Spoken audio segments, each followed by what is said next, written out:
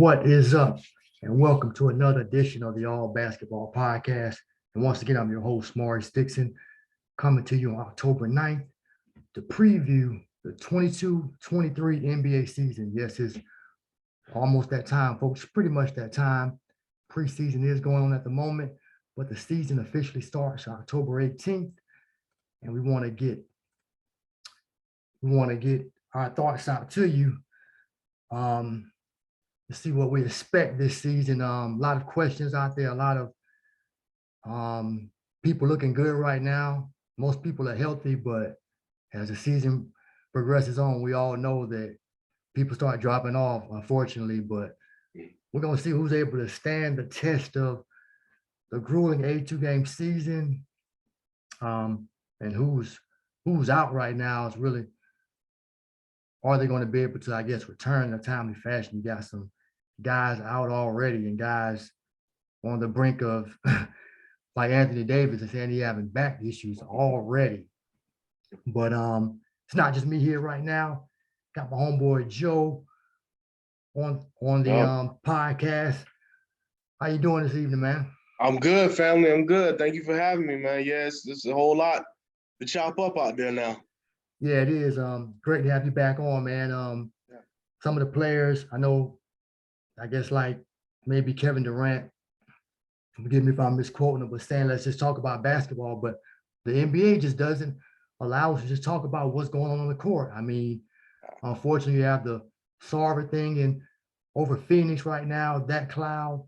Then over the summer, Durant wanted to be traded. He didn't get traded. So is he going to be a disgruntled employee? And then boom, preseason, we get Draymond Green connecting, hitting Jordan Poole with a vicious right hand after a push in practice. Somehow the video got out. Some people saying it shouldn't have got out. Somebody should be fired, but maybe that's another topic. But it's out. Joe, what's your reaction to that, and how do you think that's going to affect this team looking to defend their championship? Whoa. Yeah, let's save the KD stuff. Let's jump right in on Draymond and the Warriors.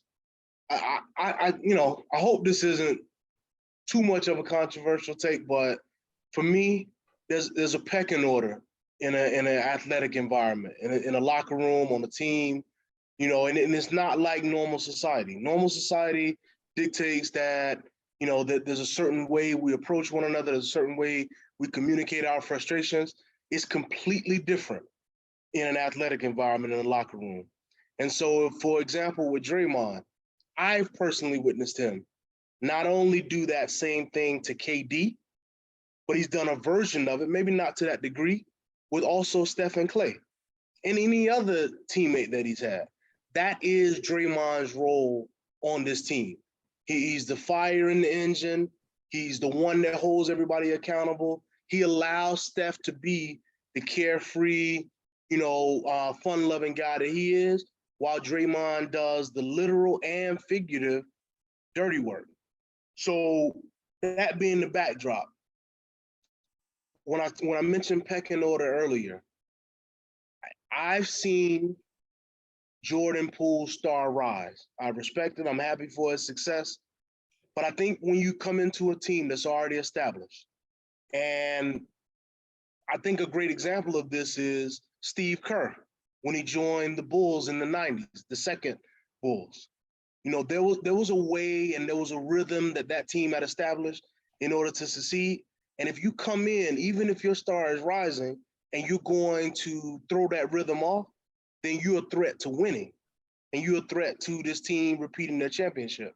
So whether it was Mike, getting into a little scuffle with Steve Kerr 30 years ago, or Draymond getting into this with Jordan Poole, I just think this is par for the course. This is what you expect from a leader. I completely disagree with all the conversation about this being disrespectful and, him not, doing the right thing. Of course, you can handle it better. There's no question. There's a lot of steps between throwing a punch and, everything that happened. But on balance, that's Draymond's role. And I'm questioning all the events that surrounded that. and what led Draymond to that reaction. And before you go, I watched the teammates' reaction. I only saw Andrew Wiggins and one assistant coach even trying to break that up. So what that tells me is that's the way Draymond communicates. And right or wrong or indifferent, it's been what Jordan Poole has accepted to this point. And then now, and you can leave, whatever room you want to speculate, now it's become too much for Jordan Poole. Or now it's become a situation where, he can't handle it. And I have difficulty with that because Draymond's a proven winner, champion. I think as unorthodox as the style may be, some of the aggressive tactics may be, they work. And I just think they know what they're doing. And I don't think this happened unprovoked. So I'll take good stuff there. I want to clarify what you said. You said that when you said that nobody got in the way, you mean before it got physical, right? Yeah. I mean, of course, they came in after the scramble started, but you only saw the one assistant coach kind of trailing Draymond as he walked over. And then I saw Wiggins, kind of come in.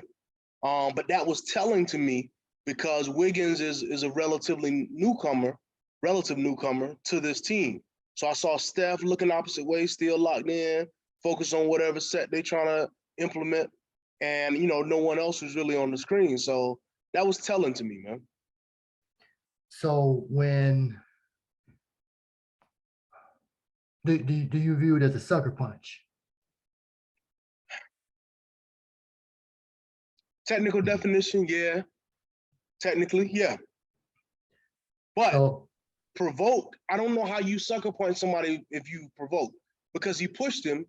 So, yeah, okay, some law of some fight code may dictate one push deserves another push, but, I don't really subscribe to that.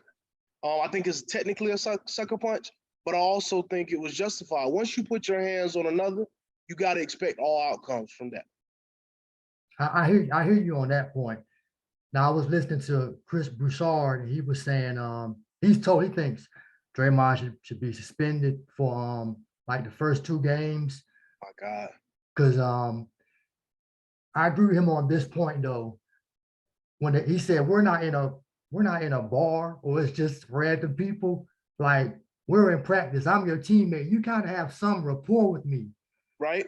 And for him to just haul off like that, I mean, yeah, he may have been just fueled with anger, but for you to haul off on me after a push, that's kind of like you're not scared. Right. And then, okay, Poole could have just, okay, I know I don't want to fight you, man. He could have just, when he got stepped to, he could have just stepped away. But he decided to push the dude like, okay, so I guess he's come from the mindset of get off me. I pushed you hard, but we are in practice and I do kind of know you. But for you to come back and haul off on me, like that's a game changer. But to me, the push was escalating because before that, we just talking. Albeit we may not understand, we're not in that locker room, we're not in that interaction and that dynamic. But words, you meet words with words. So once Jordan Poole puts his hands on Draymond, aren't all bets off? Aren't we in a physical altercation? We are, but like I said, the whole thing is we're in a, I don't want to say put it as a safe place, but we're in a place where we know we're in a competitive arena, but we're teammates. We have some rapport. I just didn't join the team. Right. And now I don't know what was said, but they saying Poole, when he kind of pushed him, he was kind of still kind of smiling in a way and not even, he wasn't like a push, like, come on, he didn't square up. He pushed him and then kind of, you don't think I only watched it a few times, so I didn't really break it down. That's a hard step for me to make with that, man, because I mean, he did the full playground push off, like, get up off me kind of thing.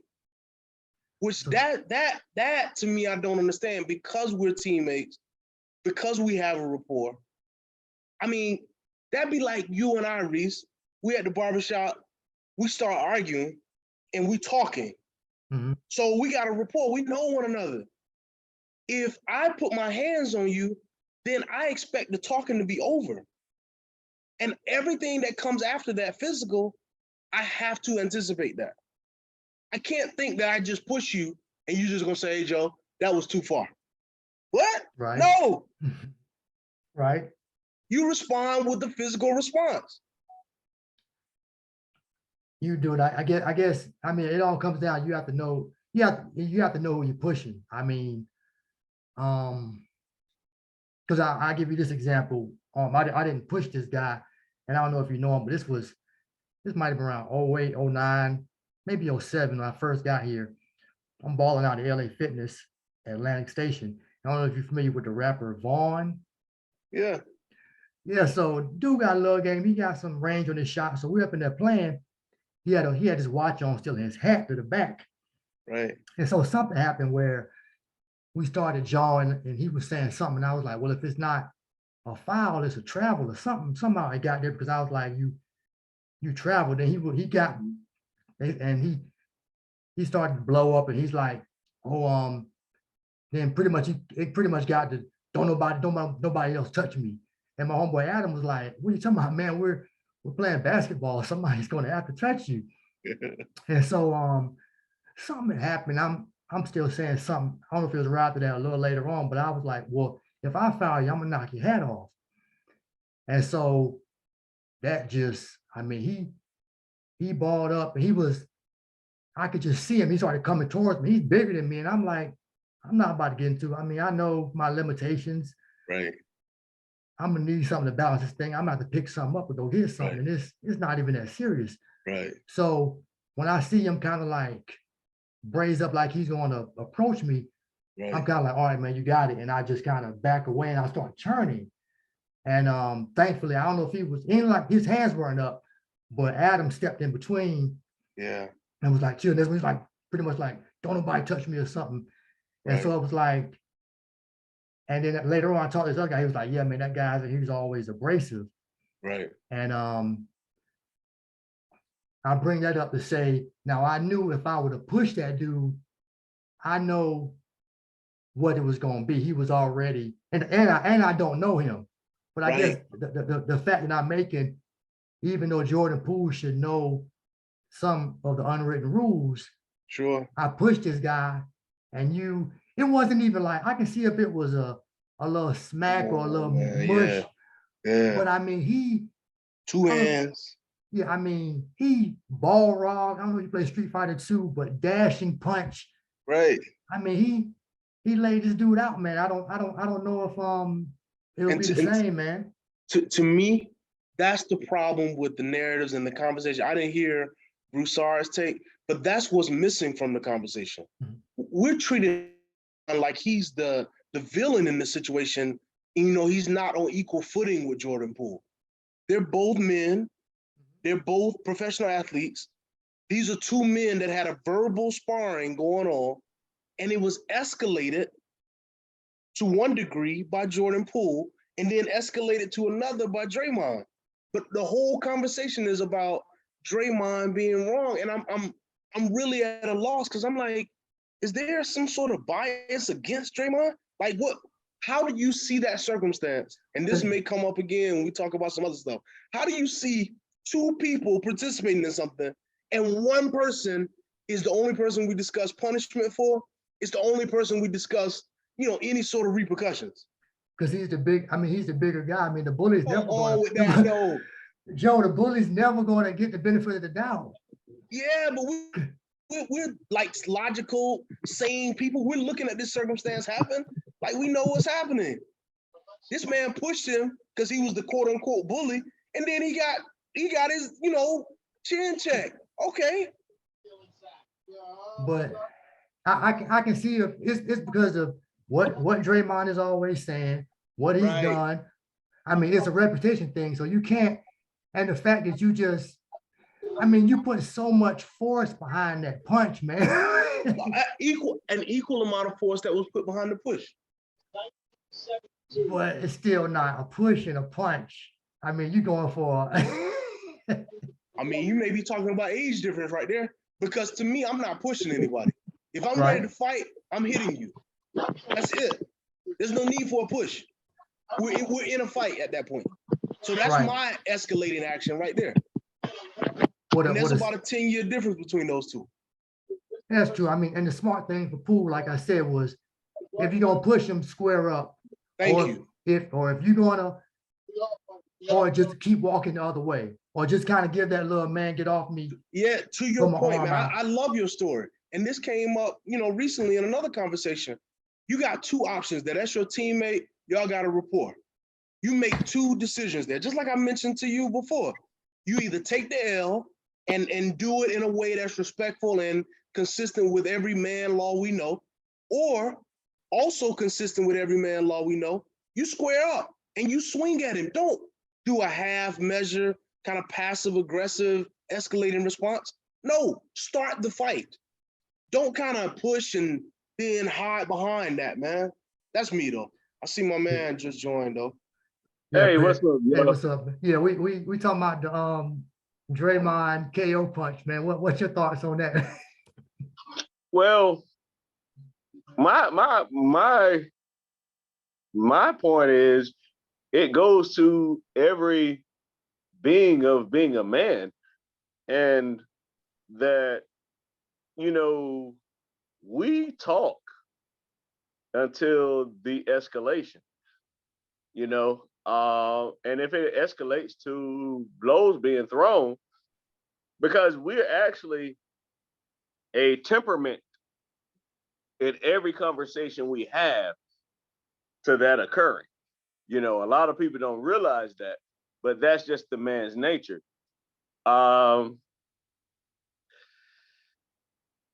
Hey, if you're gonna go, go. You can't halfway go. You can't halfway me. You know what I'm saying? I want to whip his ass. You know what I mean? So go. So, yes. Thanks. Because, and I say that to say it is the three of us can be on this call, and we've watched a number of sportscasters and different forums such as this that have gone to where it's almost blows and they're remote. You know what I mean? So my thing is this, is that, men are speaking to men, and it's always that little intricate line that always occurs that you don't know, hey, all right, hey, my man might be about to get at me, Yes. Yes. And so he crossed that.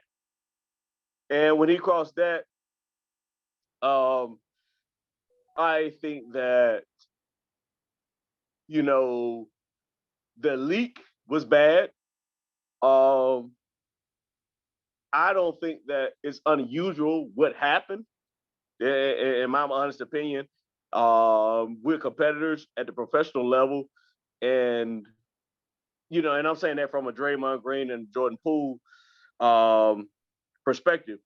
Even Jordan said it in his documentary. I apologize for it, but hey, this is the way I play. You know what I mean? And if your intensity level is not there at the beginning of the season, then I question your reliability going forward. So, and bro, isn't that Draymond's role as like that leader on the team to make sure everybody's at that level?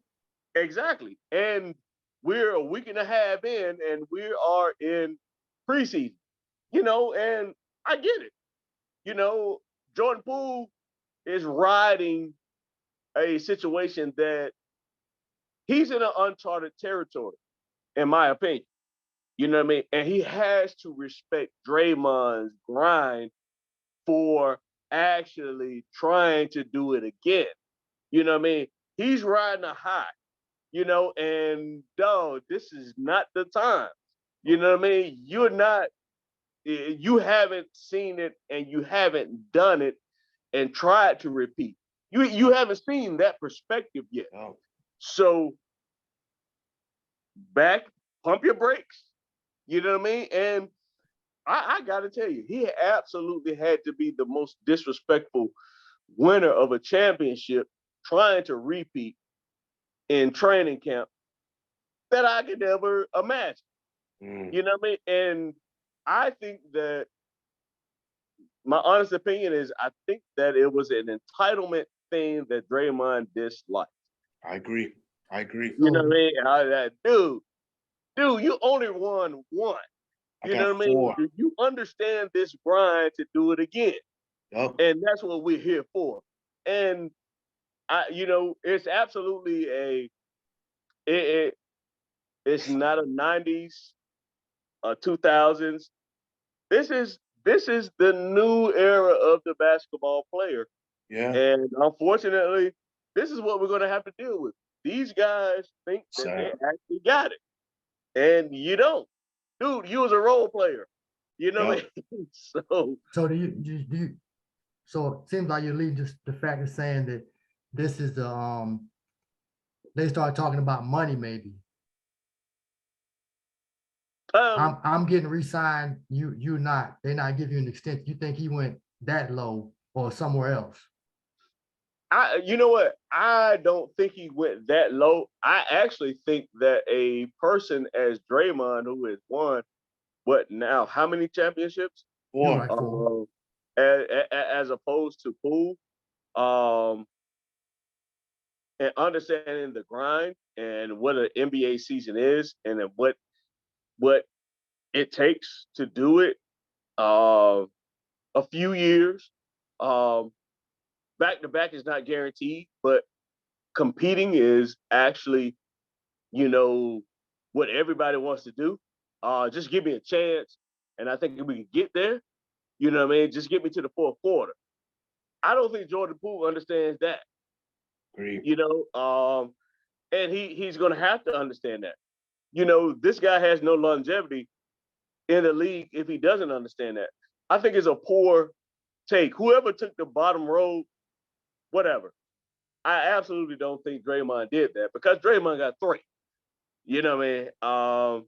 I think Jordan Poole probably hit that you're not going to get re-signed because that's been the speculation around Draymond Green. Right. Jordan Poole doesn't understand, dude. You know what I'm saying? Hey, sorry, Miss Jackson. You know what I'm saying? But, what have you done for me lately? Right. And I think Draymond Green has done everything for the organization to get them in the mental set. I think Jordan Poole is entitled, or he feels he's entitled. Okay. And he's a role player, fam. Exactly. Okay, and I absolutely do not agree. And hold on. But he's a role player who is not Draymond Green. But I don't think a role player can be knocking out people. What you got on this Draymond Green, Jordan Poole altercation, Ian? I ain't got nothing but jokes. Do you think Draymond should be suspended? Nah. It's a practice, not a game. Practice. So when Jordan Poole pushed him, you think Jordan Poole should have been ready for whatever came next? Man, first of all, I'm disappointed in Jordan Poole being from Milwaukee. You always taught never stand there with your hands down when a man approaches you. Thank you, fam. When he gets in your personal space, it means business. Yes. Once you throw the push, you must get in a fighting stance. Yep. He did not take that fighting stance, and he ate that punch. Yep. Hey, Ian, buckle. Ian, is that a light skin thing? I wouldn't know. I'm not light skinned. Hey, I'm just asking because obviously, you may be 6 or whatever, but hey, dog, your posture again, it goes back to what I said. Your posture dictates the conversation as men. Yeah. I mean, all of us, hey, I'm 5 foot nothing, but I'll tell you like this, your posture, what I'm saying, we're talking means a lot. Absolutely. I know what I have to do now. You know what I'm saying? Hey, this shit is chess. It ain't checkers. You know what I mean? So Alonzo, let me ask you this though, because I posed this to Joe and I got this from Chris Broussard. Where, okay, yeah, I pushed you, but we're not in a bar. And I don't know the rapport between those two guys, but we're in practice. This is kind of a safe space is the best way I can put it. For you to haul off and hit me like that, I mean, either we're not really cool or because if I push you, man, get off me. We in practice, we know each other. Get away from me. Now he could have turned the other way and just like stepped away. But I think the way he hauled off and hit him, it just spoke volumes. It goes back to the competitive nature of all of us. And that is, dude, do you remember when we ran that game at the church? Yeah. And you kept, and I talked to Danny last night, and you kept telling Danny, that's not your shot. Danny, what are you doing? That's not your shot. And dude, Danny could have postured up on you. You know what I'm saying? But he said something. I was like, okay, I knew I had to chill. I mean, he said something back to me, but it can be your that simple competitive nature at the church that we were playing a pickup game that actually can turn sour. You know what I mean? Because hey, Maurice, you understand what I'm saying when I say that. I'm not saying that I would condone any violence. I mean, especially pickup game or whatever. But what I'm saying is, if you're telling a person that's not your shot, you need to do this. This is what we need you to have. Dog, that could get to a person, especially after winning a championship and being an integral part of that championship role, as the media tells you. You know what I mean? Organizational wise, they may need to hone in Jordan Poole and let him understand where he is. But I'm just saying, as quickly as it can turn between men, and it's not just black men, it's white men, every man, everything can go south, you know what I'm saying, just depending on the perception or the reaction. Okay, what were you gonna say, Ian? I was gonna build upon the whole statement on posture, where in looking at the video, you could tell the posture of Draymond was like, yo, I'm really serious. You keep going, you went out, you're going out. Is it your mic?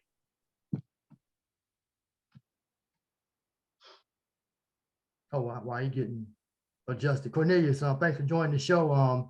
What you got on Draymond? It's your team. You muted. What's up, man? Glad to be on the show. Hope everybody is doing well. What I have on Draymond? Yeah, the whole situation. So shout out to Draymond and Jordan Poole.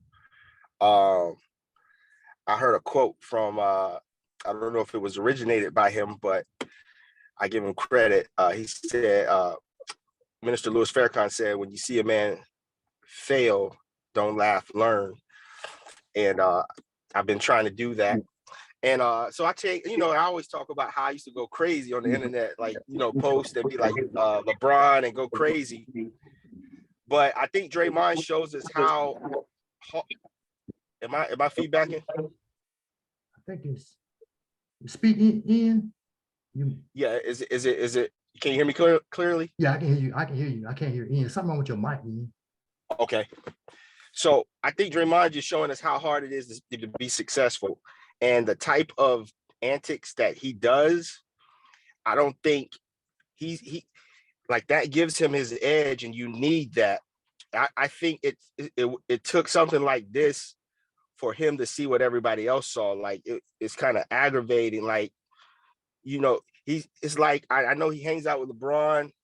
I mean, back in Jordan day, I guess you knew your role. Like Rodman was only going to take it so far, and he had that respect for Jordan. And it's like with Draymond, he does play an intricate part, but I think his whatever that thing is, it doesn't allow him to manage that that whatever it is. I ain't gonna say anger, but his drive.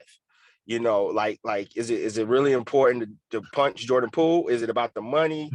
And I get it. Sometimes people can tick you off. So it's just like, man, so it was just a bad day, the wrong day. I mean, he said, forget that 25 million, forget everything. I'm a thug. I'm a rapper. You know what I'm saying? Like, he don't have that switch where it's like, I'm a brand, I'm a company, so let's give it up to LeBron. I mean, 20 years. Like, if anybody should be able to, be mad and slap somebody, man, everybody, I mean, Skip talks about him every day. So it's another thing about LeBron. Of course, he's different than Jordan, but to be able to manage your emotions, because you got things at stake. And I think Draymond didn't see that part of the other stuff he's trying to build. Like, yeah, you can't do that no more. You got to you got to pull that back. Let me ask you this question. Yes, sir. It goes back to, and you mentioned LeBron, and you remember the Mario Chalmers incident on the bench. Okay. You know what I mean? And he tried to pump Mario Chalmers right in front of everybody on national television. You know what I'm saying? Okay. The Miami Heat and the Big Three were the biggest thing going right there. Okay. In game, and he did it twice. And I think that was a spillover of something that had occurred previously. With this Draymond Green and Jordan Poole incident, this was leaked by somebody in the organization, because this is a private practice. This is closed. You know what I mean? And you and I don't know really what goes on in the practices, but hell, my son got a middle school practice that's closed. You know what I mean? And it's closed for a reason. You know what I mean? Because people are competitive and people are getting gritty. You know what I mean? Because they're preparing for the next step. They're preparing to move forward.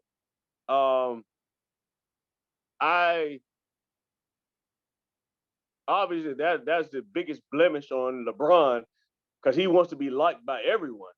You know what I mean? And I don't think it's a thug thing. I don't think it's you know what I'm saying? I don't think it's a want to be liked thing. I think it's a competitive thing that everyone embraces when they're in closed camp a week and a half before preseason. You know what I mean? Michael Jordan punched Kerr. So I think it was leaked, and that's the biggest issue, that it was leaked, in my opinion. I think everything else is just basketball. You know what I mean? Every one of us has been on teams. You know what I'm saying? And we're preparing, and we're trying to get this season started. You know what I mean? And if someone is not trying to make sure that they are fulfilling their responsibilities, because, I mean, we played as kids. This is your job. Take your job serious. Let him. So I'm gonna make it concise, because because I know I go on, and because he makes great points. What he was saying, and what I was I think what I was trying to say, what I'm trying to say about Draymond is, so it's like levels to it, and I think, like you said, because the Chalmers thing I forgot about, but even with LeBron, so LeBron can do that. Like LeBron in the pecking order, and I guess it's in the heat of the battle. We're trying to get a ring. Don't slap Chalmers. Don't wrestle him. But you can say some choice words, and it's all good at the end of the day because it's that because you're the alpha male, I guess, or the leader on the team. Now you don't want to disrespect Chalmers, but y'all have a relationship where y'all can say certain things. Look, the thing with Draymond that's been so interesting is that I know, you know, like it's KD. Like, not saying you can't be aggressive and be teammates and be equals on that point, but don't go above and disrespect the what they call it, the franchise guy of the NBA. It's almost like this time he's been doing it and getting away with it. Like you don't. He's finessed it to the point like he's gotten away with it. No, even him and LeBron. One second. Even him and LeBron have become friends, and that's amazing. I'm like, yo, I don't know nobody who could convert what happened on the court into a friendship, and I'm saying that's great. This time it just went south because that same antic got leaked, and so now whoever leaked it is like, we want to show this side of Draymond. We saw that side of Draymond in the playoffs on national team. What I'm saying to you is, fam, you walked right up to the point and then took a left. Draymond did this to KD because on the Warriors, Draymond is the guy, not Steph. He's the guy for what? He is the culture for the Golden State. He's the reason that Steph can be the guy that he is, that Klay can be the quiet guy. Draymond does all that. That sounds good. But there's no rings without Steph. I'm trying to. There's no rings without Draymond. Now, good. It's a guy in the barbershop who knows more basketball. Who knows more basketball without Draymond. Right. It's a guy who played college ball, and I see him at the barbershop. So I was like, I just didn't get it about Draymond. Like, what's the deal? But he coached me up on it, and I start seeing like, okay, he's a guy who can play different defensive positions. He's pretty much a point guard, so he kind of makes it work. But if you're trying to tell me that those billionaires can't go find a prototype to replace, that's with a better attitude. You cannot. That's going to. No other team in the league has him, bro. No. What I'm asking you is, you don't think that these professionals can find someone on the planet that can replace Draymond's skill set? I do not, bro. Could you replace? Wow. Could you replace Dennis Rodman's skill set? Definitely. No, fam. In the last 3 years of the Jordan's dynasty, you know what I mean? Because let's be real. Listen. Jordan would have made 8 championships had he not took off to play baseball. Okay, but see, you cannot tell me that second half when Dennis Rodman's in Vegas and Michael Jordan got to go get dinner to come to a game to get 17 rebounds, you know what I'm saying? That, okay, dude, do you think that there was not a brawl one day that they didn't fight? So I agree with you. You know what? I agree with you. If I'm competing, I got Ian and Maurice on the phone, and I know they're competitive. You know what I'm saying? I know this. Oh, I slap all y'all. I would tell you like this. Ian and I would have fought damn near every day in practice. And I would have won every day. Because we would try to get each other to the point where we need to be competitive. And that's all that happened. It was just leaked is what is really the issue. Hold on, guys. I think what Cornelius is getting to here is that I think we might be missing the point of correct me if I'm wrong, but you got to know Draymond didn't know his place enough with Kevin Durant, where you can't be like say if Dennis Rodman goes at Pippen or Jordan the wrong way, like Draymond doesn't have the he don't have the stats, he don't have to do certain, even though he's their leader. Is that where you're going? Go ahead, Ian. Yeah, Y'all are no Cornelius. You are missing the importance of Draymond. Thank you. Draymond is all about the chemistry. Thank you. Do not replace the chemistry that Draymond brings. Draymond can get in on KD because Draymond has been there from day one when they were bums to becoming champions. You do not just walk in and just all of a sudden have a new attitude because now you're part of the championship parade. Jordan Poole. You don't get to jump in and act like it's all hunky-dory. Yeah, Jordan Poole, you went through some bad days because we was all hurt. Yep. We all back. You back on the championship parade and spraying champagne. No, it's all about the pecking order. In our eyes, we're thinking about stats and everything and all that stuff. And you're thinking, a stat. No, he's Mr. Triple Single. He's got to be like 5th, 6th, 7th option on the team. No, he is a 1C on that team. Yes. Actually a 1D because it goes Steph, Clay, Andre Iguodala, and Draymond. Facts. Those are the voices of the team. Facts. And if you're not listening to one of those voices of the team, you can get chin checked. You might get That's chin not checked. right.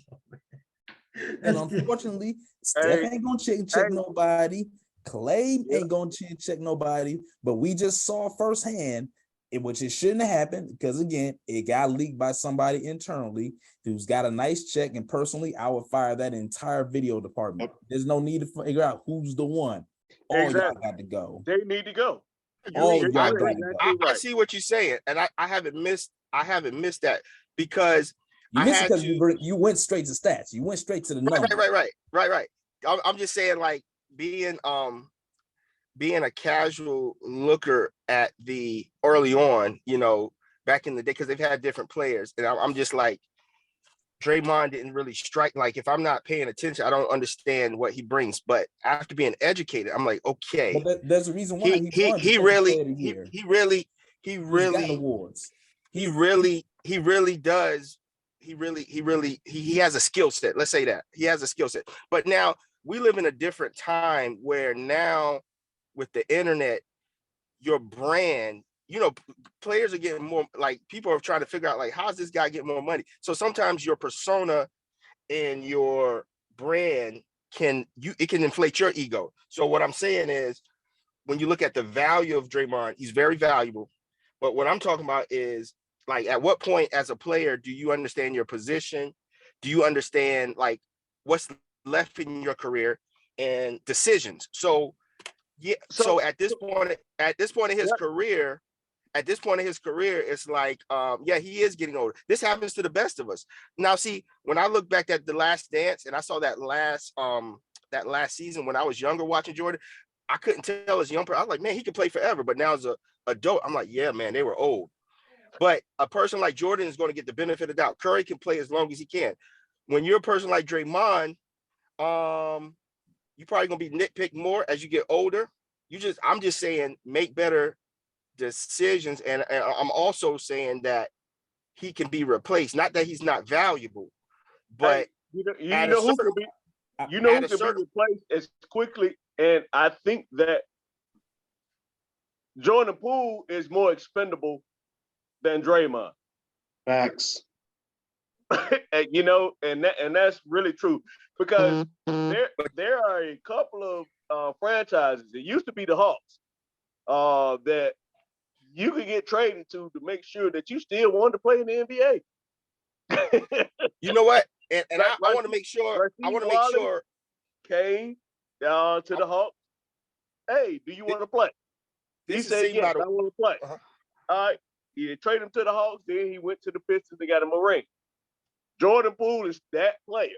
Draymond is not that player. But see, I want to make sure. I want to make sure this is seen by the world, podcast and everything. So I want to make sure it's no disrespect to Draymond. And I, as I stated when I came on, I said he's showing us how difficult it is to be successful. So what I'm saying is that when it comes to, first of all, the business of basketball, you're already a commodity. Like we saw with Schroeder, how I think that's his name, Dennis Schroeder. Like, oh nah, I ain't taking the 85. I'm worth 130. And he got 8. So what I'm saying is, so that's why I gave props to LeBron, because from a fan standpoint, I'm just in the fandom. But when you're in that position, you got to be the player. You gotta you gotta know when it's worth slapping somebody, not worth slapping somebody. So Draymond is showing us, yeah, you could be a great asset, this skill set. But if you keep pushing, so now what I'm saying, no disrespect to Draymond, because what I get from it is he's showing me, like, man, it's when in life, even when you get the bag and you get the success, you got to work on that. You got to control yourself, because it could just take one thing.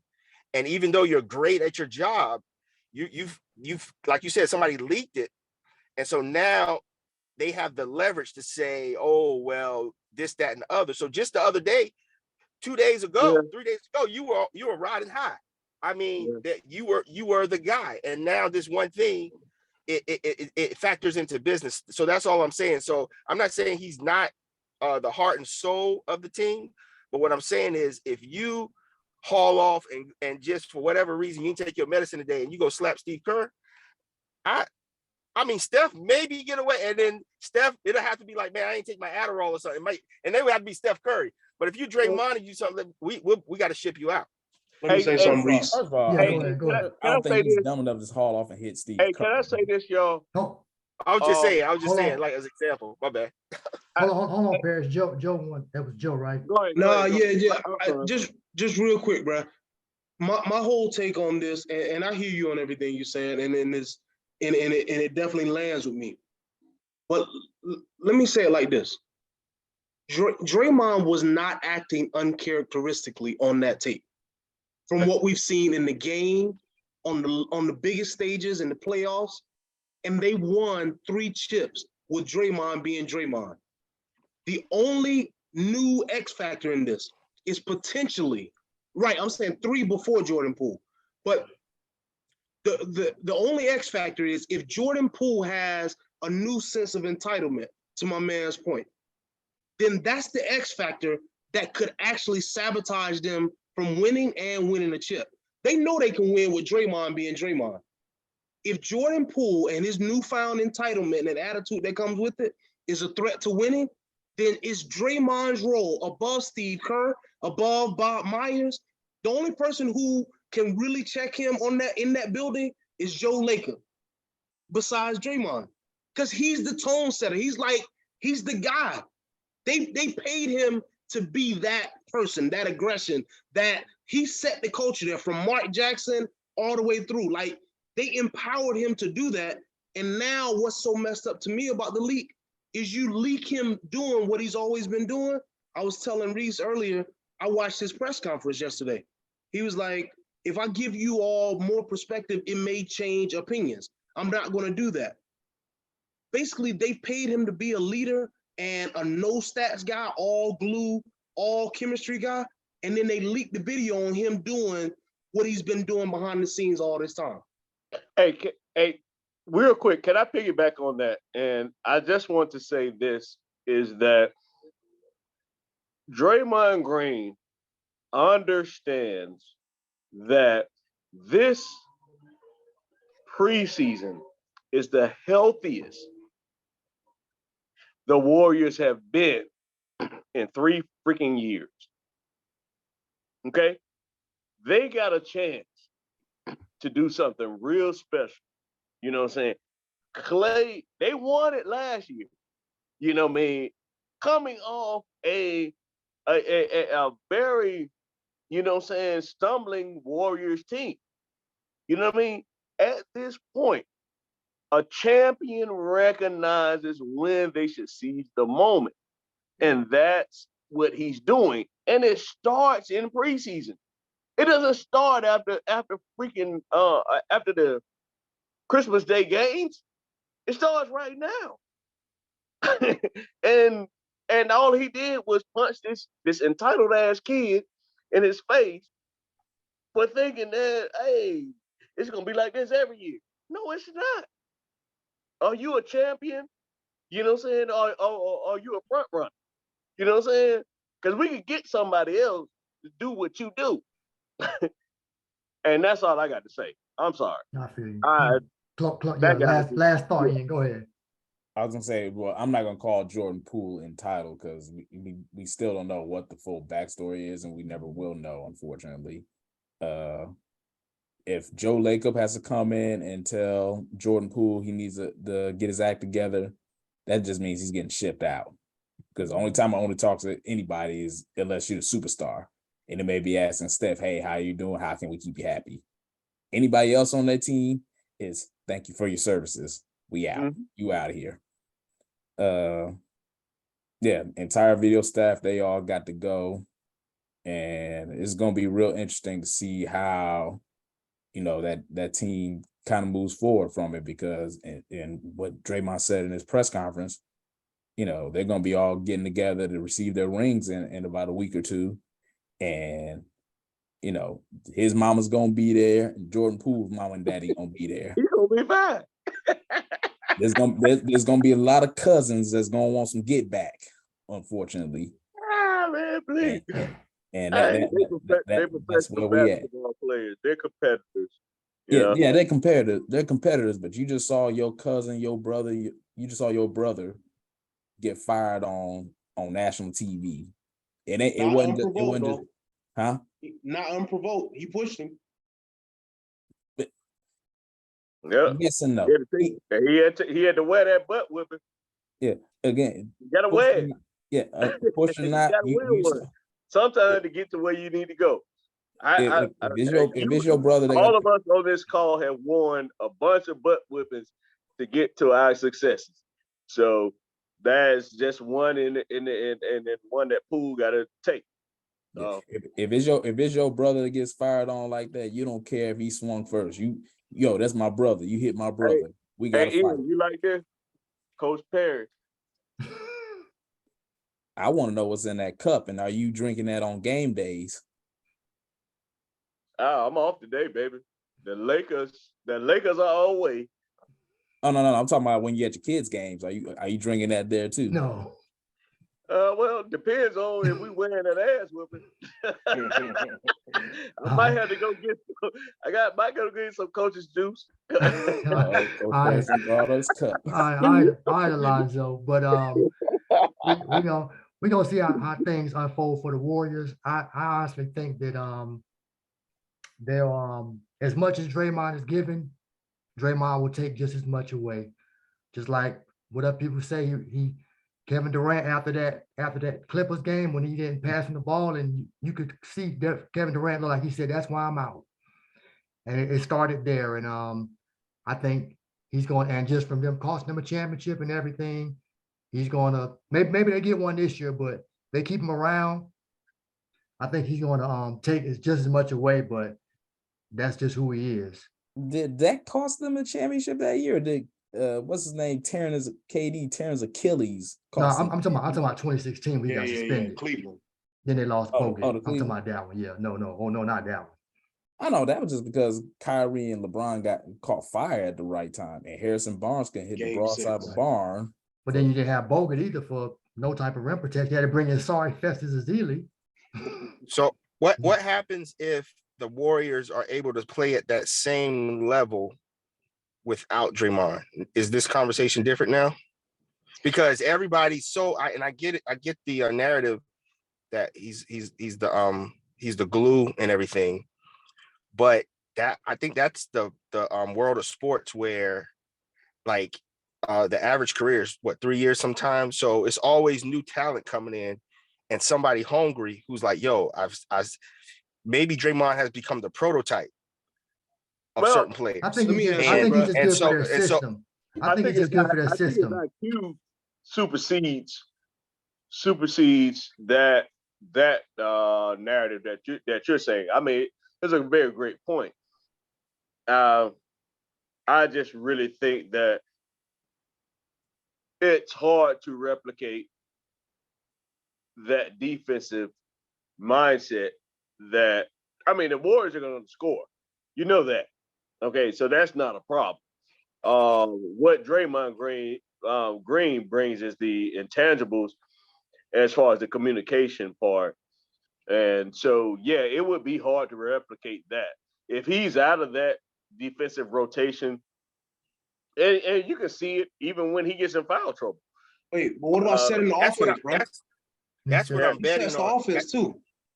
Exactly. But what I'm betting on is that I know y'all saying that it can't be done, but I'm saying just from maybe a practical standpoint, or just like Jordan was able to retool, I'm betting that you can find somebody as who will do exactly what Draymond, or I'm saying that the coaching, somebody smart enough to keep them at an elite level. So what I'm saying is, yeah, even like nobody, even Curry. That's why I said the real superstars know what they have to do. Like, I can't really punch you. I can't really do this. I can't really, because I am that guy. And if I do that, then I'm pressing leadership and the NBA to do something. So I can't do that. So even Curry or LeBron doesn't do that. But it's learned, and it's harder to replace them. So it's a learned skill that Draymond has, the glue, the quarterbacking of the defense. That's a learned skill. That's something Offense as well, bro. You know what I'm saying is, it's hard to. You can't plug and play that now. But what I'm saying is, you can't replace Clay like that. He's professional. You can't replace Curry like that. He's professional. You can't replace LeBron like that. He's professional. We'll see with John Morant. So what I'm saying, all the guys who are really the superstars, like they know, and these are really hard people to replace, like KD. Then you got the guy who is very valuable, but's acting like he can't be replaced. So I'm interested in seeing. That's going to be another challenge. But can you find another Draymond? I'm saying just from a practical standpoint, there's a lot of dogs out here who just want to get that position. And what I'm saying, yeah, the superstars are hard to replace, and they don't even push the envelope like that. And you have Draymond, who is great and good, who's put them in a position like, yeah, you can't replace me. And they're gonna, as my mama used to say growing up, I'm gonna show you better than I can tell you. And that's no knock to Draymond. We just talking about real life. We talking about real life.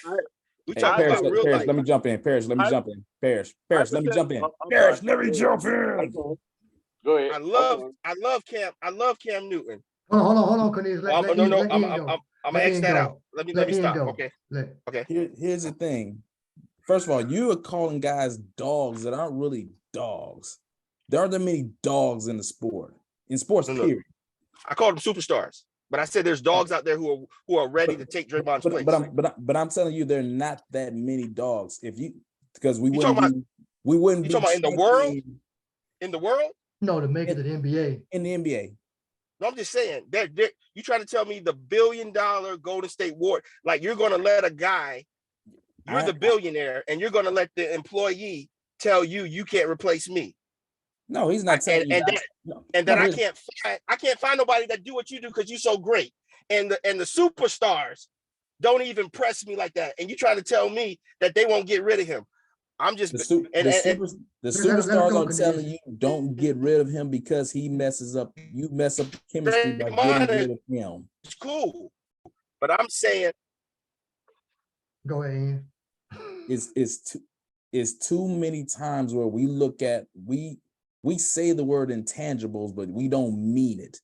We just look at the number and say, "Oh, this guy gets me, 15 points, 10 rebounds. I can replace him with another guy that can give me 15 points and 10 rebounds." If you have a guy on your team that means so much to that locker room, and that's their skill, you don't mess that up, all because you want to play the numbers game with the fans.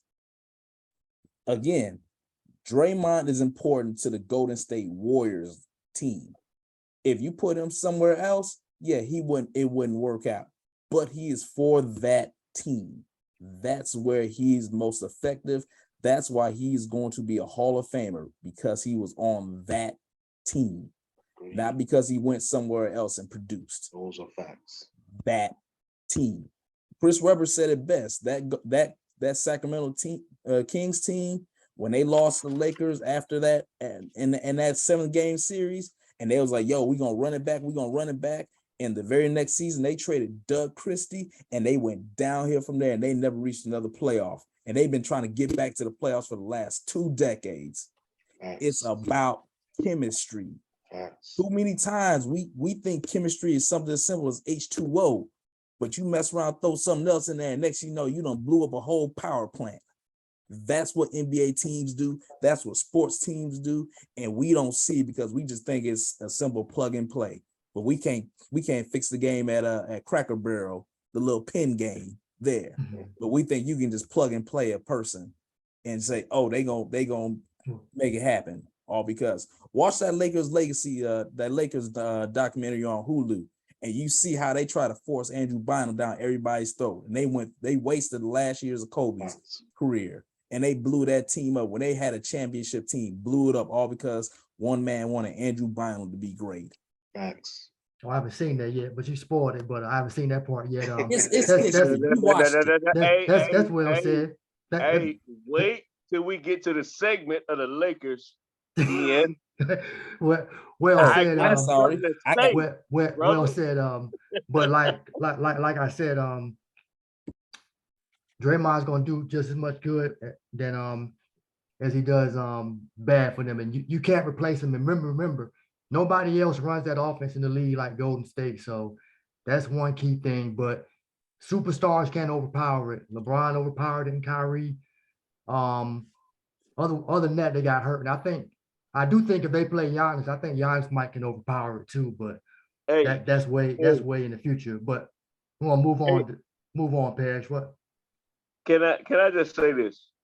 That no one ever talks about the fact that Draymond Green got a disqualifying technical that pretty much allowed Cleveland to win that series. So, no, they weren't the better team. They were fortunate, So Definitely. I just want to say that. Oh yeah. Nobody also I like to add, nobody brings up the fact that Draymond Green scored 37 points in a game 7 and should have been Finals MVP if LeBron didn't go Super Saiyan gold on us. Well, all you needed was Curry and Klay Thompson to help him, and Curry and Klay Thompson didn't show up in that game 7. But we don't talk about that. So last year, how Draymond shut down Jason Tatum in game 3 or game 4, like from the tip, and set the tone for the rest of the series. I thought that was Wiggins. No, it was Draymond scrapping at the top of the key on the floor, like from the tip. Duke ain't gonna win no championship, bro. He's had his moments. He's had his moments, but let's continue to preview and move to the East. The Nets. They have a good team on paper. Got Durant back, got Irving back for a 1-year deal. Have Ben Simmons ready to play, been playing. But after I heard what he said in that interview with JJ Redick about, they threw him under the bus, but it could have been worse. But the thing the fact that he definitely can't be a number 1, and not even number 2, when he said pretty much what they expect me to do, I'm guarding the best guy on defense on the other end. All right, then. Thank you. I'm guarding the best guy on the other end, so why am I expected to do so much offensively? That was just like, he can't be your first, second best player. So the good thing is he does have Kyrie and Durant, but they better hope one of them don't go down, because when it's money time, that guy, you ain't gonna be able to trust him. What you guys say about Ben Simmons, Joe? 'Cause I know you were you came off that you jumped ship. Yeah, I did. I had to, man. Like, and I think your take right there is perfect. I can't add anything to that. You're paying him 30 million and that's how he talks. And the reality is when we're talking about how stacked and how loaded the Nets are right now, we're saying that obviously because he's playing alongside KD and Kyrie. But that's a combination that's unique amongst every other team in the NBA, save for maybe Steph and Clay. Like, you don't have that kind of offensive firepower anywhere else in the league. So to me, I think I saw some rankings and I like them.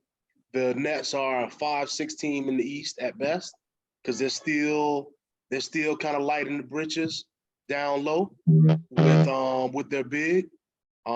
There's a lot of shooting, but there's only one ball. Kyrie's ball dominant.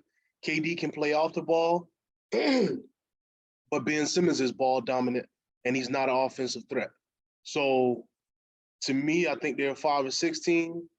I don't think you can demand a trade, retract that demand, come back, and win a championship. I mean, I could be wrong. Obviously, KD is, top 15 all time. But I don't see it, man. I think it, and at the end of it, before I pass it, you got to have a leader. I'll be quiet and ask everybody on the pod, who's the leader of the Nets? And let me say this preview. It's not Steve Nash and it's not Kevin Durant. So if it's not those two who are the most solid amongst an unstable team, who's your real leader, bro? Kyrie Irving. Right. And where has he led anybody? So they're so I remember Joe, you were saying when we talked previously that you don't see Durant performing up to a high level because like a disgruntled employee, you still standing by that? Yeah, man. I don't listen. If we all work at Podcast Inc. for you, and I got a problem with the way you're running the podcast, like a fundamental problem with the direction you're taking it in, and I say, okay, listen, I want out of my agreement, and you say I'm not going to do that, Joe. You got an agreement for another year. Stick around. We're going to work this thing out. There's no way I'm coming back in with that same energy that I had before I voiced my disagreement. I'm going to always be looking out for you to act in accordance with that way that I thought, in the beginning I disagreed with. So I'm going to be in my own way self-sabotaging. And I don't want to wish injuries or anything like that on anybody. But I don't think Kyrie comes back after saying, okay, I want a long-term deal. You don't give it to me. You're going to make me play, and I'm going to give you my best. I don't think KD comes back and says, I told you I didn't want to be here. I don't trust Steve Nash, and I don't trust the direction that Sean Marks has taken us, but I'm going to give you my 100% because I believe in what we're doing here. Like, I just think that's all a joke, man. Like, and it's going to implode probably slowly, but it's definitely going to implode in my opinion. What is that called that you're describing the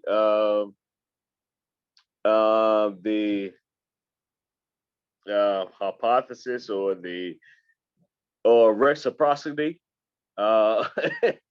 You get what you put in. Yeah. That karma, yeah, bro. Yeah. I said it wrong, but you're exactly actually explaining everything.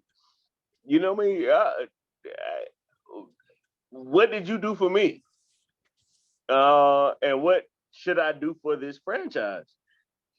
The Nets are a mess, in my opinion. I think that they are a great team. They could be great. I don't know if Ben Simmons wants to play basketball. And that's a huge question. Does he really want to play? I know KD does. I know Kyrie does. I got a question there. I can't say that for Ben Simmons. I don't know that. If y'all can tell me, if y'all can provide me with definitive answers or evidence that tells me that this guy wants to play basketball, that Nets should win. I think he want to play regular season basketball. It's just, and I don't care what he does in the regular season, unless it's like a clutch moment where like, oh, Ben Simmons came through. But you don't care either, right? But you got to prove it in the playoffs. I mean, you gotta take more shots in the fourth quarter. You can't be scared to go to the free throw line. You can't not dunk on Trae Young, but he has. I mean, if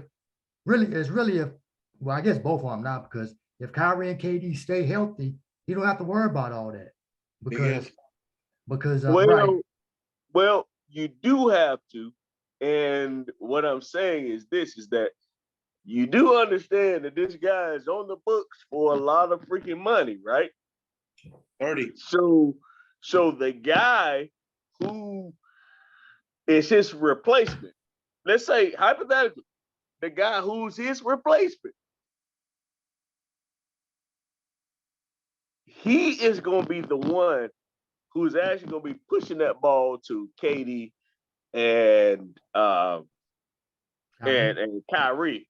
That's Patty Mills, right? Right. And or whoever else. It might not be Patty Mills. It's probably going to be a younger player at this point. And they're going to have to learn how to play with these all-star guys. And at the same time, you got $20 million a year at 30, least. 30, 29. Okay.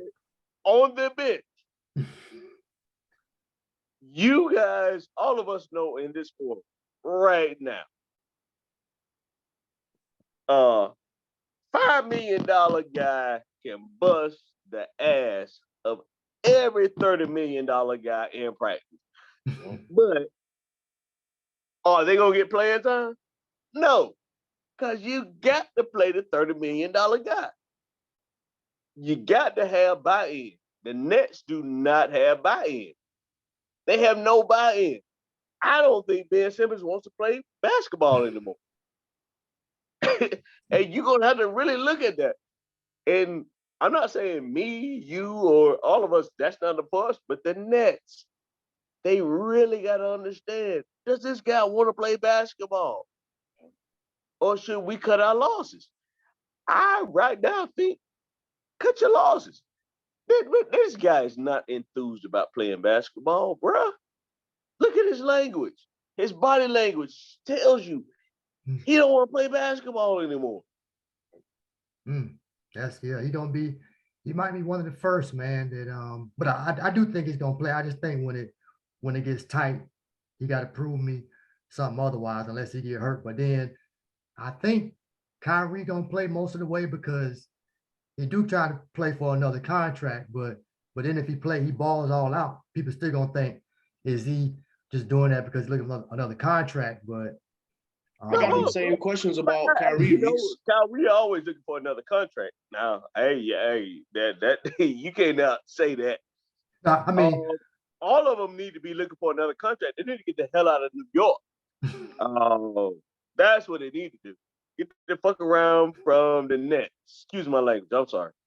I did say a curse word, but get out of New York. And play basketball. And go to somewhere you could probably win a championship. Well, I mean, they stuck with Durant and Simmons unless they make a trade. And I mean, Nobody's making that trade.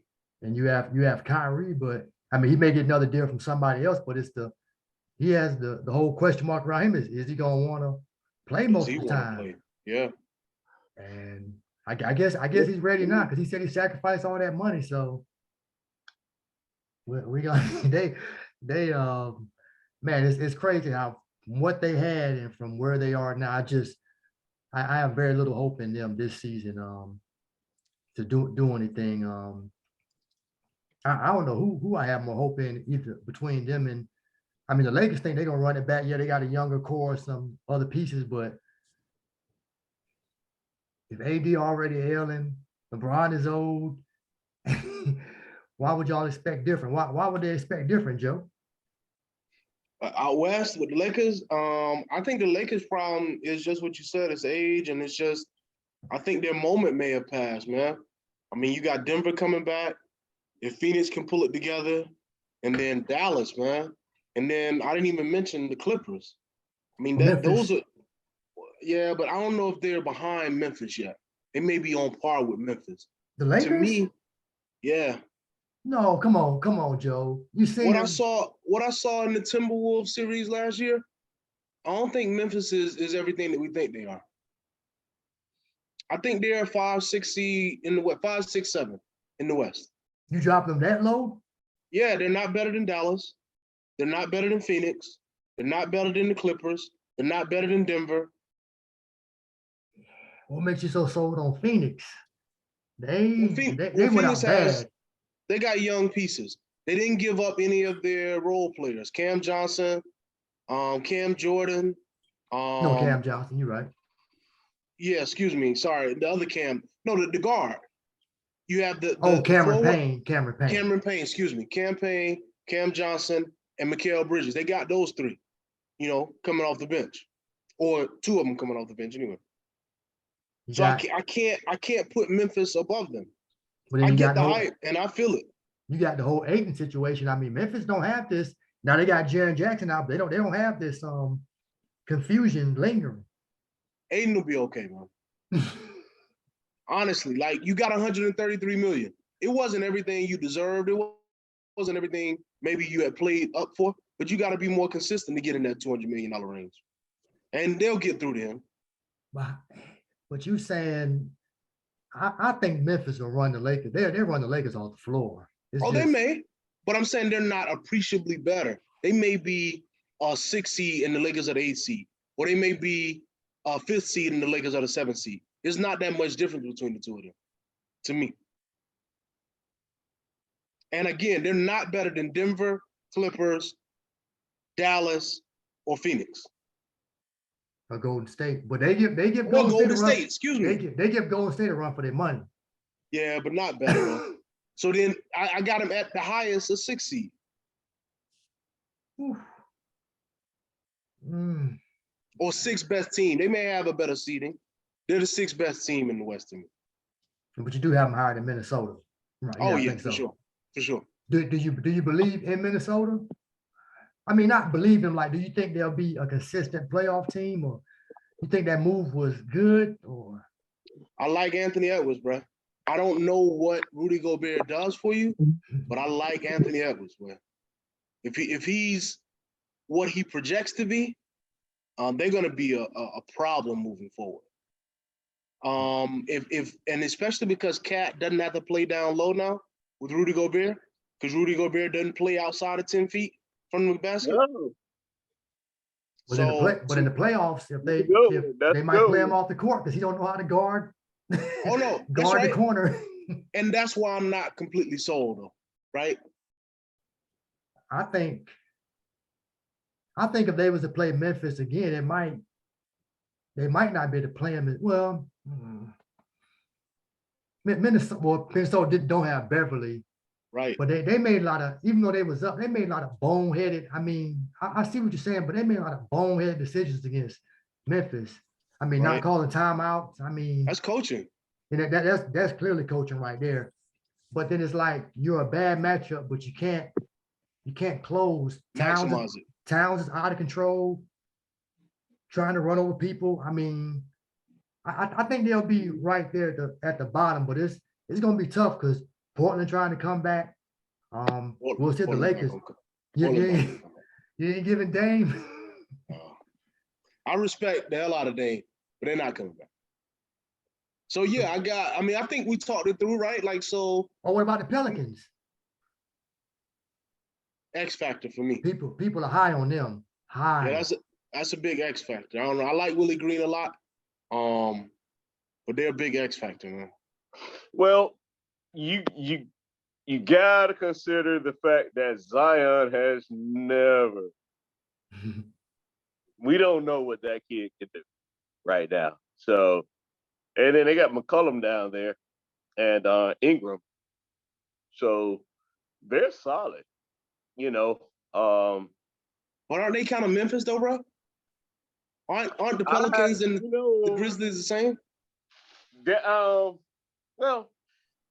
I like the upside of New Orleans better than Memphis. I think Memphis may have a problem with just a couple of more pieces that they need to elevate them to the next level. And you get that a lot of times with your superstar. You know what I'm saying? You got a great player. You got some decent role players. And when I say decent, those guys took you there. I think that more consistent outside shooting is going to help them elevate to the next level. New Orleans this is, right? Say that again? New Orleans, right? You're saying? No, I'm saying I think New Orleans has a great upside. I think Memphis may have met their ceiling and probably need a couple of more pieces Not mad at that. before they can get to the Western Conference Finals and win the Western Conference Finals. And that's why I have them at the bottom of the playoff seeding in the West. I'm with you. I agree with that. Yeah. So I do say this. Luka is a problem for everybody in the West. They had a big signing too. They signed Christian Wood in the offseason, man. Like, I think that's his name. That's a huge signing. Joe, he quit. He quit now. He quit on Houston. He quit one game. But remember him in Detroit though, bro. Like he's a problem, man. But Luka and himself can win you the first round, in my opinion. Right. He's a beast. He bodies and he handles.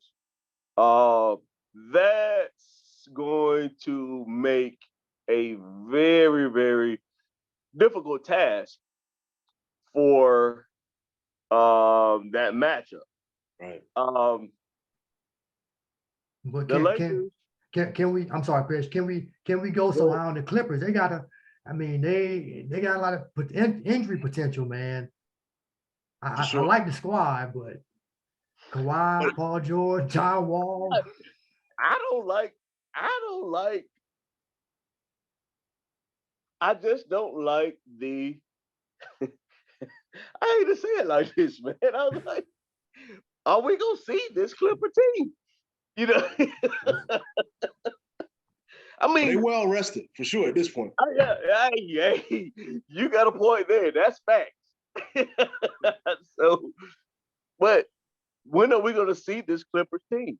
Man, we've been waiting on 2 years now for this Clippers team. And this Clippers team got to play together first before I'm going to be sold. So I'm going to say Clippers 6, 7. Oh wow! Wow! In the pecking order until we can see them play.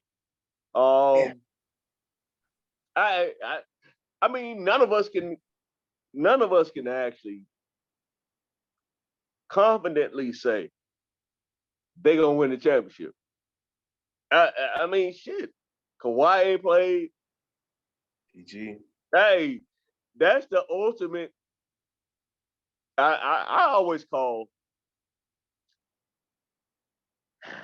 I hate to call him this because he's my team, but I always call AD street clothes. But do you know how many street clothes on the Clippers? Dog. That's all they do.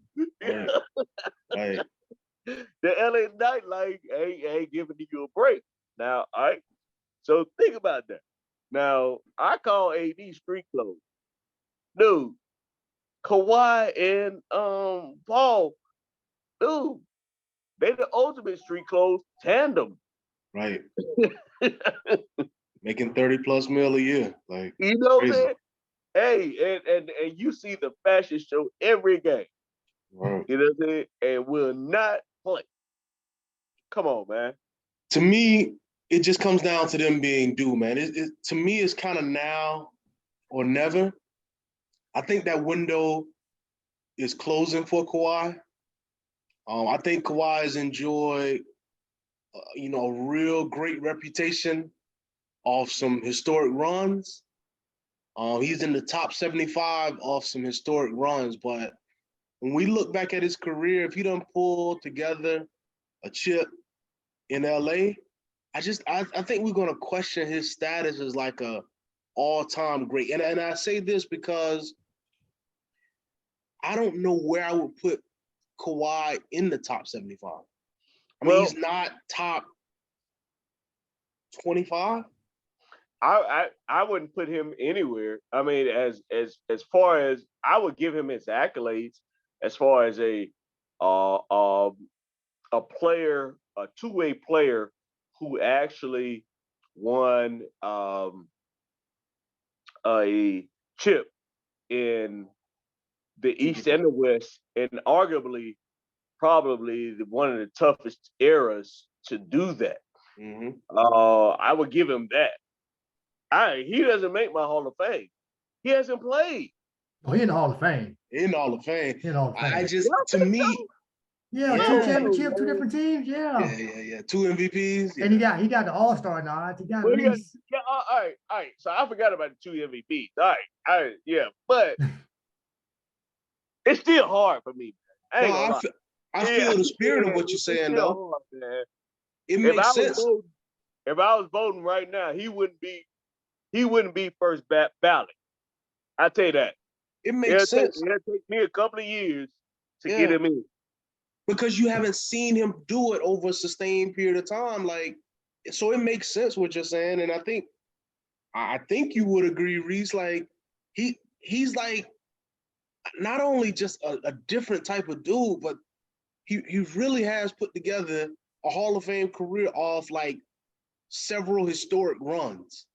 And then he just kind of disappears. So I just think they're due. And that's the reason I keep bringing it up. I think he's due for an historic run. But this is it. There won't be multiple chips in the Clippers if he wins it. This is it. So how old is he? Just Mid-30s. for factual. Right. Like 20, 29, maybe 30. He's somewhere. I thought he was early 30s. He might be a little over 30. He might be 31. Let me pull up the roster real quick. Well, he has an opportunity to put a three-peat together with these guys. No But way. He's not healthy. He's never healthy enough to do that. So that's why it's like a far-fetched idea. I mean, if you look at the age, yes. Sure. But now you take in the age and the player. I honestly think his career is almost over, bro. Might be. I think 31, you're Kawhi right, has 31. at best. He's what now? 31, you were right. Yeah. Yeah, I think he has at best 3-4 years left. Like, I don't see Kawhi staying around for the love of the game. Maybe his body won't allow him to do it. Maybe his body won't allow it. Maybe his mentality is just, I don't see it, man. You gotta play for the love of the game. Right, man. that's what I mean. Like, yeah, so I don't see it, bro. So And it doesn't help that Paul George is a similar type guy in makeup. Like, I don't think Paul George is really like in love with the game of basketball. I think, he's a great player. He's a Hall of Famer, albeit marginal for me. after that leg injury changed. I had to change it. Man, that leg injury ain't got nothing to do with that. Bust by LeBron James. He ain't been right since.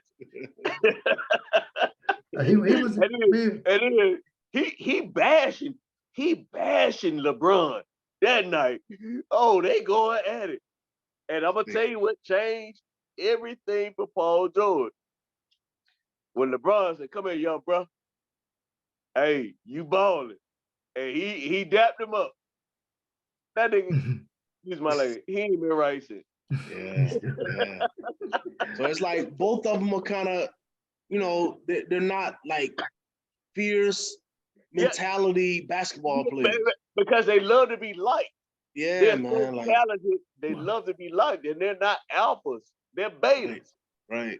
Well, You know? I just think Kawhi's a different dude, and once his body kind of got in the way, he kind of may have looked at the game in a different way. Like, I'm not going to risk health, even though he's not having a heart issue or anything, but his body started to break down, maybe the business of it, and he's just kind of like a different guy. Like, then in fact, he got a couple of championships. So how much hungry are you gonna get?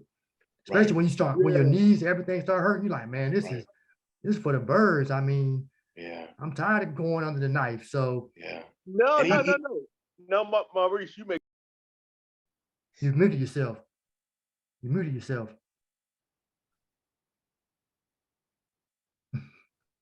But no, he bulked up over the offseason too, Reese. Oh, he did?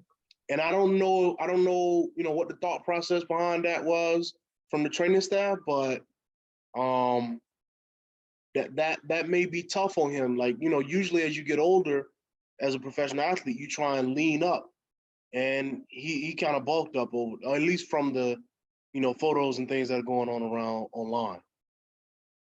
Well, yeah, because he may be trying to play close to the basket, because they at the power forward, because I play 2K23 right now. They have him at the power forward, since it's not a position of strength. So you just, because if they put John Wall in and slide and move Norman Powell into that starting 2 position, you just sliding everybody down. That's going to take away his mid-range game. I think it's going to be perfect for it if he's down in that area. No, I mean free throw line extended.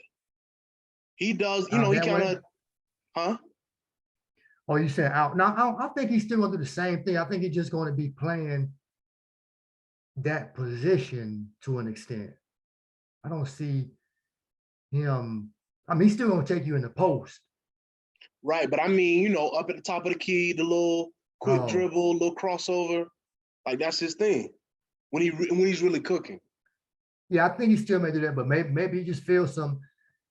I think he still do the same things. I guess it just depends on how he feels, and because the more you play, you start figuring out what hurts, and you're like, well, I can do something else. Yeah. Or just stop doing that. So Clippers, big question mark, but like to see them, like you said, put it all together, like all that stuff happened. That big free agent they made a few years ago, and then they get to the bubble and they're up 3-1, they melt down. They never meet the Lakers in the playoffs. It's like, we might miss all of that. But speaking of the Lakers, where you at on, they running it back, same crew, some younger pieces. Do you play in? I think you got them about straight to playoff, or play-in range. Yeah. 7, 8, 9, somewhere in there.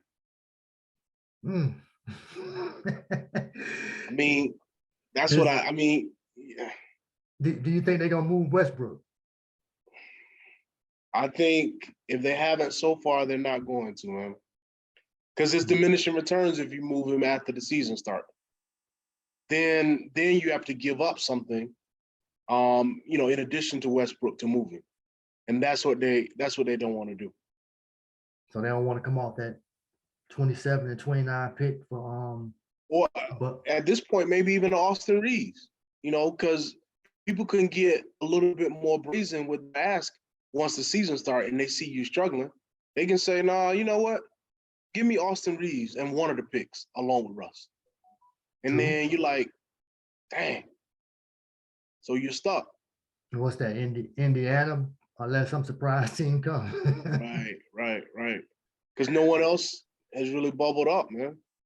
And it's too easy to wait this year out. God willing, LeBron has his health. If they go this year, he captures the record, all-time scoring leader, and that can be the narrative that's written about this season. And then they can say in the playoffs, in the offseason, we got the all-time scoring leader. He's holding up. His longevity is there.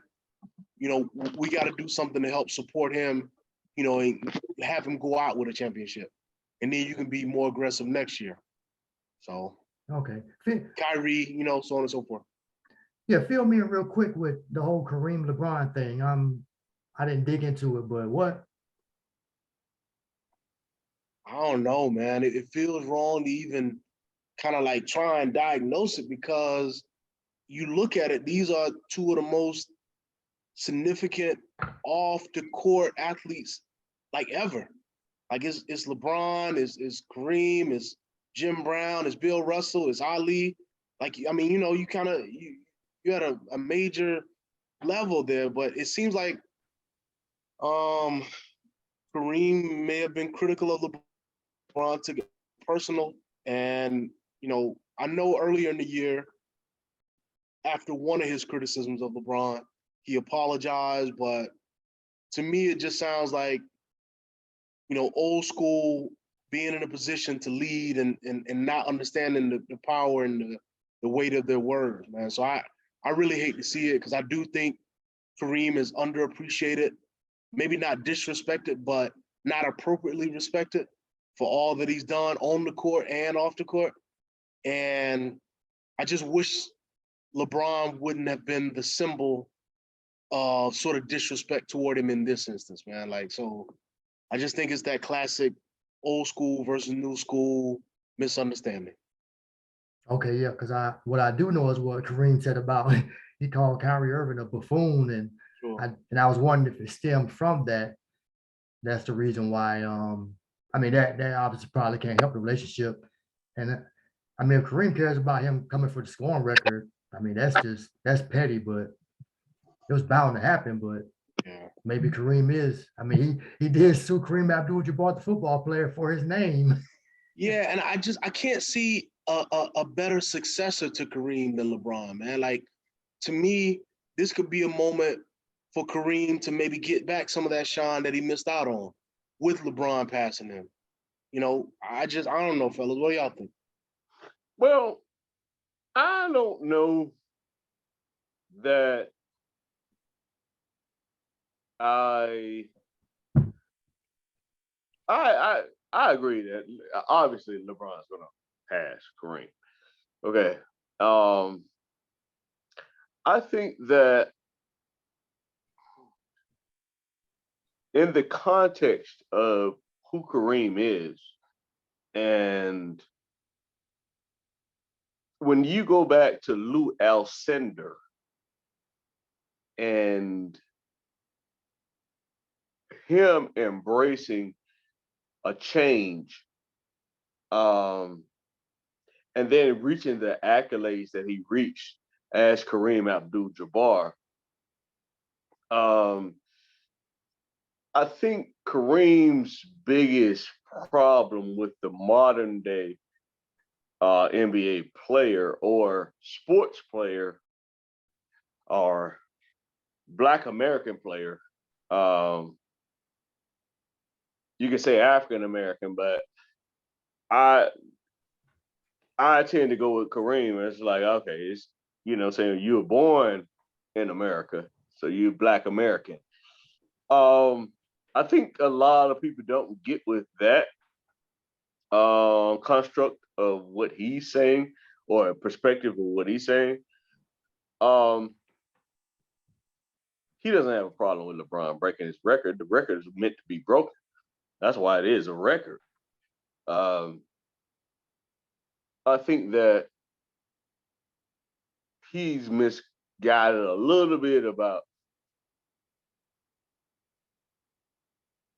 his perception of LeBron. LeBron is very vocal. LeBron, he chooses his battles. I'll say that. I think if anybody that Kareem should have came at, he should have went at Michael Jordan. Shit, Michael Jordan ain't said nothing for 30 years. But,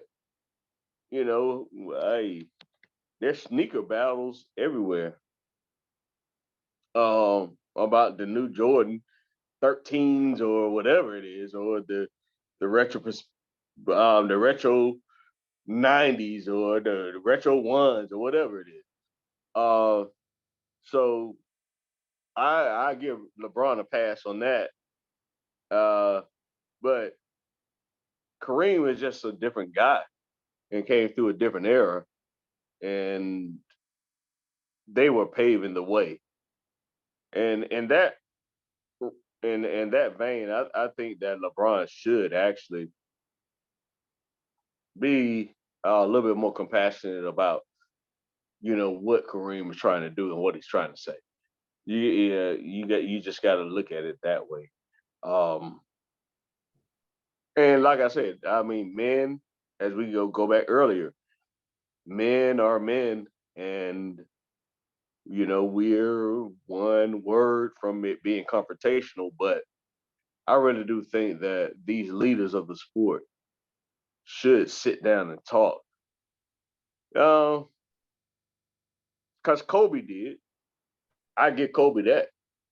I thought Kobe was the biggest asshole ever. Until I really got to know the guy and just look at documentaries surrounding him.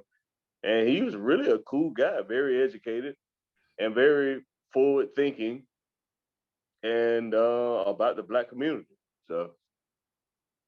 All right. For last topic, I want to shift to the East real quick. Say a few things I like. I like what Cleveland's done, but want to get you guys mainly what you guys thoughts on the runner-up last year, Boston. Just crazy stuff happened up there. Ime Udoka, whatever he did or whatever he kept doing, he's out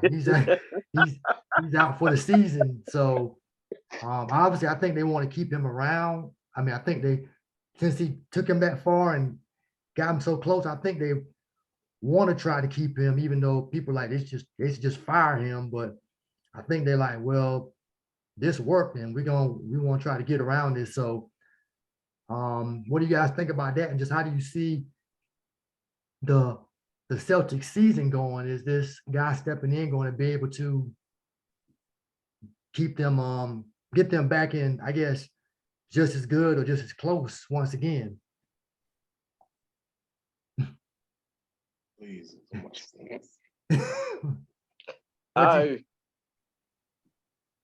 I would say this. The interim coach is a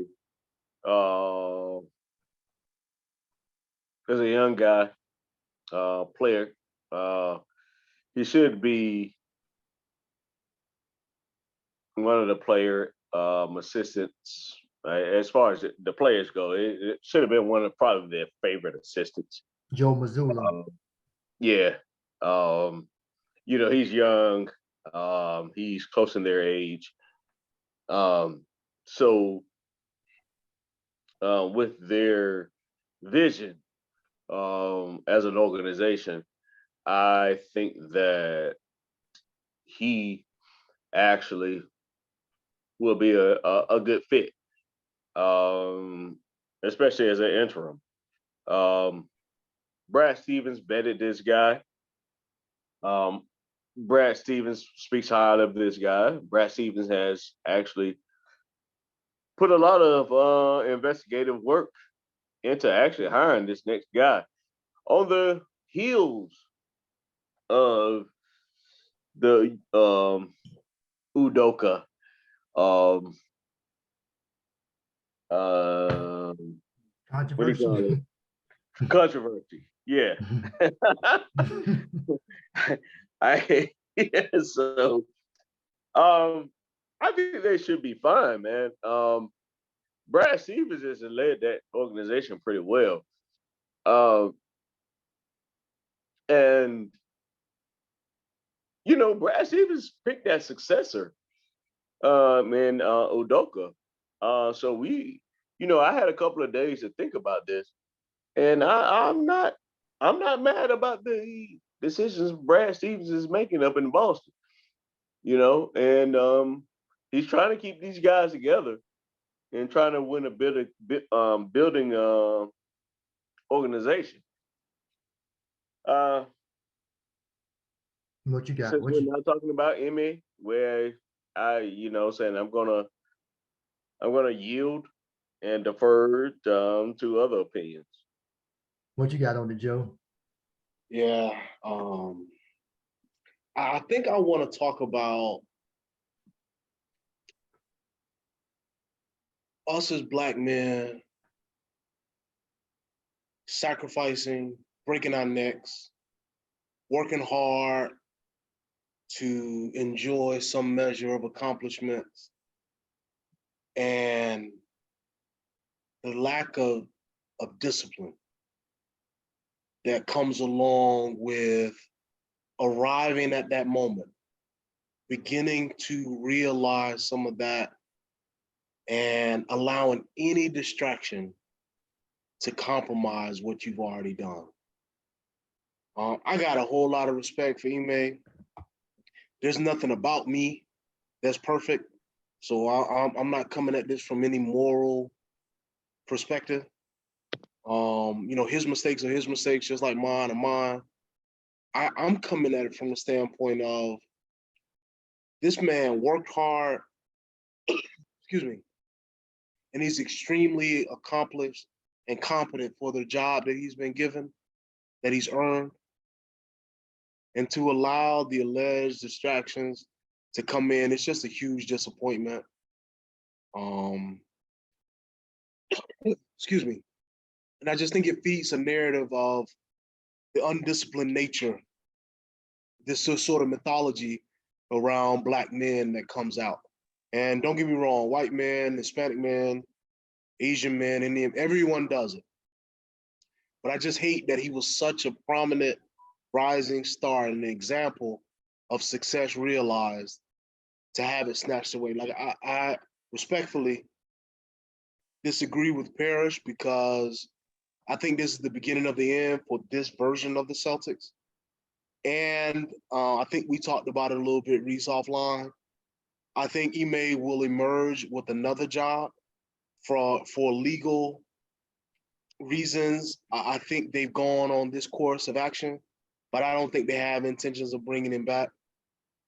I think that's what a lot of the emotion was about, and a lot of the reaction to the press conference. I think that team was fragile before January of this year when they had to turn around.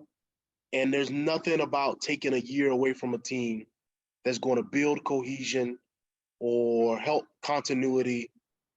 I mean, this will be a different team. These will be different men when he walks back in the room and blows the whistle. So it's a sad story for me. Again, no moral stuff from me. It's just a commentary on, when you earn something, Black men, when you earn it, like treat it with that respect of all the effort that you put into it. But as far as the Celtics, they're going to have a real precipitous fall this year.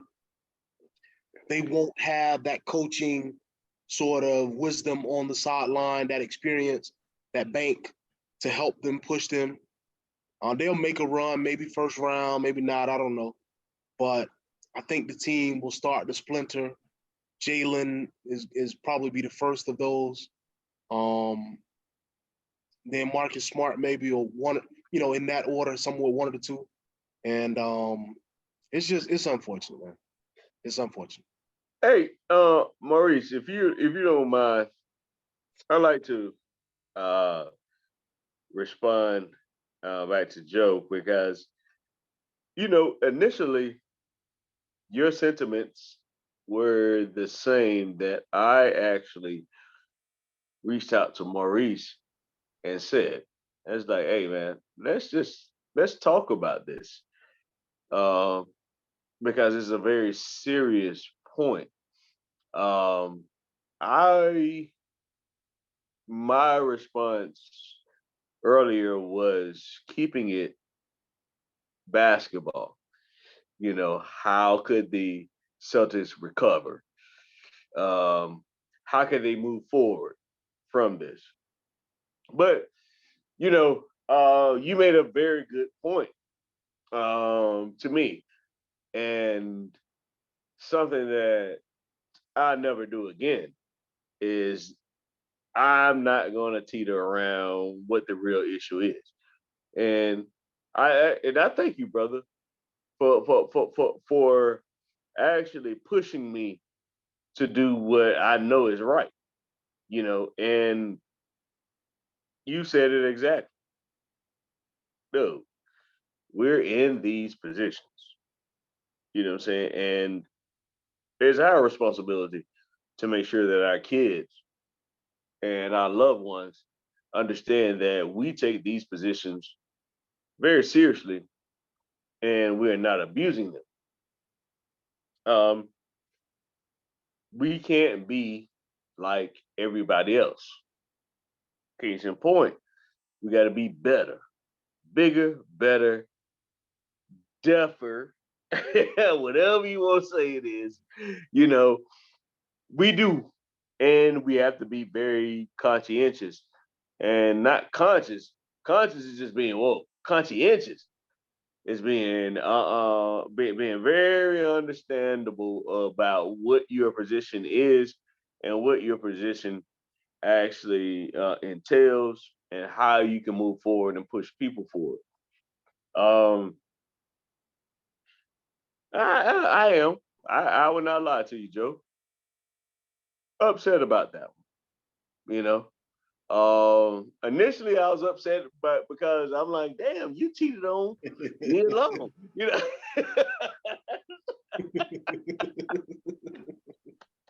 And all three of us on this call been trying to get with her all our life since Boys in the Hood. You know what I'm saying? In every movie we seen her in. You know what I'm saying? So, but to your point, man, he had a greater responsibility that I think he fell on deaf ears for him, and it doesn't fall on deaf ears for the black men in America. And the black men in America are actually more upset that happened. But I give you this, it's 50-50. Most black men in America are actually pissed off because he cheated on Nia Long. You know what I'm saying? And they don't really see what you and I are talking about. But I totally agree with you, brother. You made a very good point. And I will scale back that basketball perspective that I gave. And I'm going to agree with you wholeheartedly. Dude, we are in more situations where we are the authority, and we cannot relinquish our or let our flesh relinquish our stronghold on what we have presented to us. Yeah. And I totally agree with you, Joe. And what I'm saying, peace be to you and your family, man, because that's a very strong point. I appreciate it, family. I think for me, Reese, it's just it comes from a place of real, like, he earned it, man. He went through the ringer. He was an assistant sitting next to Pop for all those years. Then he went up to Brett Brown, and then over to Brooklyn with Steve Nash and everybody. It's like he earned it, man. He played, journeyman 10, 12 years in the league, and he earned it despite the thought that we're not capable, that we don't have the wherewithal to handle and manage that. And to have this be your downfall, it just that's the thing. It hurts because it's the same thing that back in the day, I don't know if you guys are old enough to remember this, but I was barely a kid when this happened. But Jimmy the Greek, back in the day, said that, these guys are just built better to run the ball than they are to think. And that, you're looking at Walter Payton. Very few black people, black quarterbacks. Warren Moon and Randall Cunningham had to come from the Canadian League to even get a bite. So Joe, I definitely get what you're saying, man. And Maurice, you can move forward, but I do Yeah. agree with your brother, man. I hate it happen, but it is what it is. Yeah, that's well said, man. Yeah, good stuff, Joe. And that's gonna close us out. Appreciate you, Parrish, for coming on, Joe, coming on, man. Thank you all so much for helping me out with the preview. Also, thank Cornelius and Ian stopping in as well, man. So we're gonna see how this thing unfold, man. So Hey, yeah. hey, can I ask you one question? Yeah. Did you hear the ESPN announcer say the Big Four of LA? No, I ain't heard that. Oh my goodness. With Patrick Beverly? Oh, they included Patrick Beverly into the Big Four. And Mark Jackson and Jeff Van Gundy, it's not up for discussion, but Mark Jackson and Jeff Van Gundy told it was John Scriffin. They was like, I've heard you say this like 2 or 3 times. It was like, there is absolutely no Big Four. They were like, it's a big one.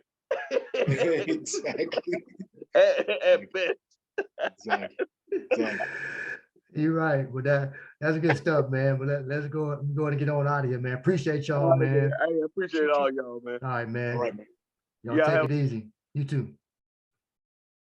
We thank y'all. Thank everyone for joining another edition of the All Basketball Podcast. Once again, I'm your host, Maurice Dixon. Remember to check out the podcast on Google, Spotify. It's one other, Anchor, YouTube for the visuals, Apple as well. Appreciate the support. Once again, I'm your host, Maurice Dixon. Until next time, peace and be blessed in Jesus' name.